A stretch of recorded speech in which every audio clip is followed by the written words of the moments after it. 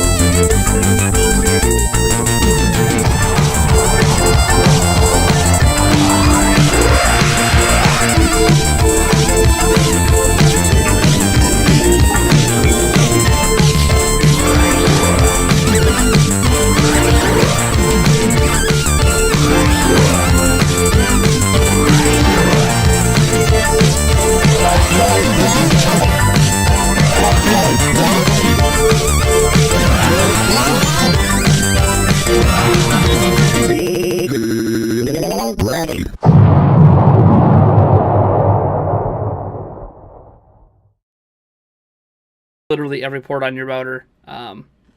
Yeah, that's a huge security risk. Anyways, they aren't a good source of info on their own shoddy engineering. Their software for reading the battery is borked.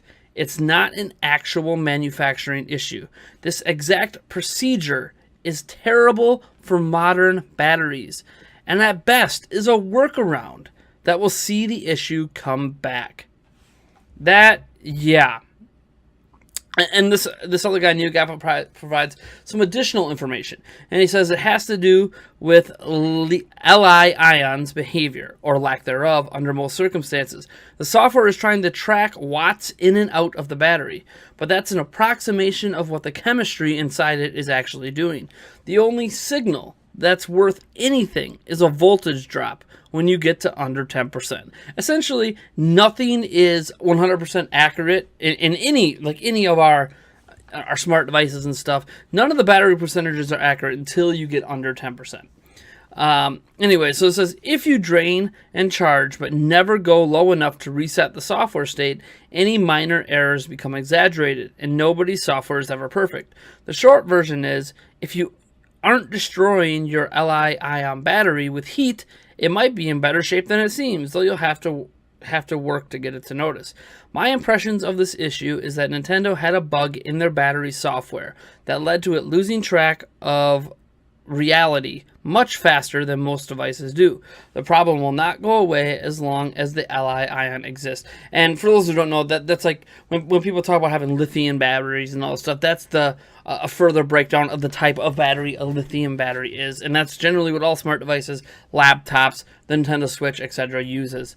It's the most common consumer electronic battery out there. So there's an issue with Nintendo software being able to track the battery. It's a software-related issue that Nintendo put in a fix for that doesn't really fix it, and still requires that people are basically hard resetting their hardware and software and battery itself over and over and over and over again, which is not good for the health of the battery. You are going to shorten the lifespan of that battery.